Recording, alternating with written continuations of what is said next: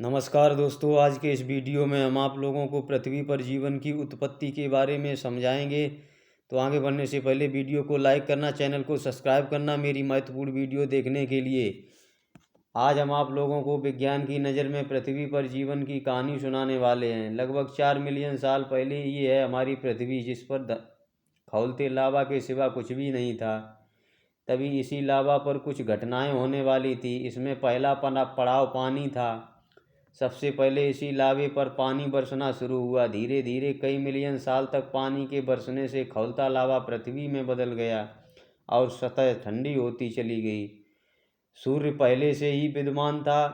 कई मिलियन साल तक बारिश के कारण पृथ्वी के निचले सतह में बहुत अधिक पानी भर गया। पृथ्वी की वह निचली सतह समुद्र में बदल गई और इस सतह को समुद्र के नाम से जाना जाने लगा। इसी समुद्र में आकाश में बिजली के चमकने से सेल्स का निर्माण हुआ। यह सेल्स सिंगल था, लेकिन सिंगल सेल्स धीरे धीरे रिप्रोड्यूस होते गए और रिप्रोड्यूस होते होते एक घटना घटित हुई जिसने सब कुछ बदल दिया। जब दो सेल्स आपस में टकराए तब भारी बदलाव हुआ। यह दो सेल्स आपस में मर्ज हो गए और इनके जीन्स भी आपस में जुड़ गए। इससे धीरे धीरे और प्रभावशाली सेल्स बनते चले गए। धीरे धीरे पुरानी जनरेशन समाप्त हुई और नए सेल्स बनते गए। एक समय ऐसा भी आया जब बहुत सारे सेल्स अलग हो गए। इससे कई प्रकार की प्रजातियां समुद्र में उत्पन्न हुई। लेकिन मानव जीवन की उत्पत्ति पानी में 3 इंच लंबे वाटर बम्ब से हुई। फिर इन वाटर बम्ब में प्रजनन की प्रक्रिया द्वारा अपनी संख्या को बढ़ाने का प्रयास किया गया। लेकिन इसमें एक बाधा बनी कि वाटर बम्ब में आंखें नहीं थीं जिससे ये अपने साथी को पहचान सकें। लेकिन इस बाधा को कुदरत ने जल्द ही इस बाधा का समाधान किया और धीरे धीरे वाटर बम्ब में आँखों का विकास हुआ। आँखों का विकास होने से इस वाटर बम्ब ने भोजन की तलाश करनी शुरू की और अपने साथी को पहचानना शुरू किया, जिससे प्रजनन की प्रक्रिया में तेजी आई और वाटर बम्ब की संख्या बढ़ने लगी। आँखों के विकास होने से लगभग कई मिलियन साल तक समुद्र में सभी जीवों का धीरे धीरे आँखों का विकास हो गया।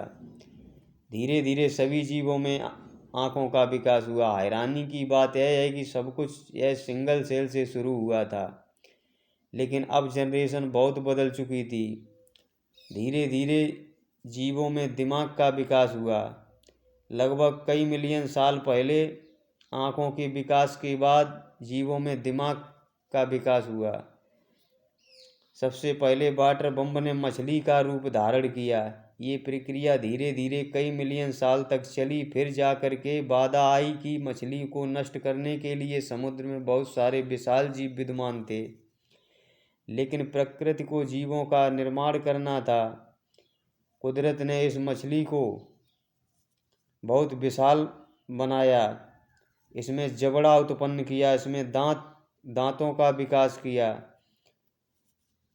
दांतों के विकास से इस मछली ने ज़्यादा भोजन करना शुरू किया, ज़्यादा शिकार करना शुरू किया। लेकिन समस्या यह थी कि पानी की ऑक्सीजन इसके लिए पर्याप्त नहीं थी। काफ़ी समय बाद ये मछली पानी की सतह से बाहर आना शुरू हुई, यानी कि पानी के सतह पर आना शुरू हुई। इससे इसे बाहर की ऑक्सीजन मिलने लगी, जिससे इसकी जनरेशन में काफ़ी सुधार आया। धीरे धीरे जब ये बाहर की ऑक्सीजन लेना शुरू हुई तब इसमें फेफड़ों का निर्माण हुआ। इस विकास से पानी में एक नई प्रजाति पनपी। इसे नाम दिया गया यूथिस्थिका। यूथिस्थिका ही आखिरकार मनुष्य के विकास का कारण माने जाते हैं। अब ये हवा और पानी दोनों में सांस ले सकते थे, क्योंकि इस यूथिस्थिका में गिल्स और फेफड़े दोनों विद्यमान थे। धीरे धीरे लगभग 300 मिलियन साल पहले ये समय भी आया जब इस यूथिस्थिका ने अपना सिर पानी से बाहर निकाला और ज़मीन पर आना शुरू किया। धीरे धीरे ये पानी से बाहर भी आया। जब बाहर आए तो ये दुनिया इनके लिए नई थी। इस प्रकार पानी से बाहर आकर ये प्रजाति पृथ्वी का इतिहास बदलने वाली थी। आखिरकार ये प्रजाति पानी से बाहर आई, लेकिन इनकी नरम त्वचा सूरज की रोशनी को झेल नहीं सकती थी। इनका जीवन पृथ्वी पर विलुप्त होना संभव था, लेकिन कुदरत को कुछ नया करना था। फिर वो दौर भी आया जब इन जीवों ने पृथ्वी पर एडप्ट करना सीखा, सूरज की रोशनी से बचना सीखा। लगभग कई मिलियन साल पहले यूथिस्थिका ने नेरिया का रूप धारण किया और ये नेरिया में तब्दील हो गया। धीरे धीरे इन्होंने अपने को जमीन के हिसाब से ढालना शुरू किया और इसकी प्रजाति विकसित होती चली गई। लेकिन अधिक ताप के कारण पृथ्वी पर इनके अंडों का बचना मुश्किल था, क्योंकि पहले बच्चे देने वाले प्राणी नहीं थे। जो जीव थे वो अंडे ही दिया करते थे। कई साल पुरानी प्रक्रिया को बदलकर इन्होंने सेक्स करना सीखा। सेक्स के द्वारा जो अंडे उत्पन्न हुए वो तापमान को सहन कर सकते थे। तभी से ये सेक्स की प्रक्रिया शुरू हुई और इस सेक्स की प्रक्रिया ने पृथ्वी के विकास में बहुत बड़ा योगदान दिया। अब इन अंडों से प्राप्त जीव पृथ्वी के हिसाब से अपने आप को ढालते रहे। यह प्रक्रिया चलती रही। इधर बारिश होते होते पृथ्वी का तापमान भी बहुत कम हो गया और पेड़ पौधे उगना शुरू हो गए। धीरे धीरे बड़े जीव बने। इसके बाद कई मिलियन साल तक आदिमानव बने और फिर जाकर के धीरे धीरे पृथ्वी पर मानव जाति की उत्पत्ति हुई। तो वीडियो देखने के लिए धन्यवाद। Thank you for watching. जय हिंद, वंदे मातरम।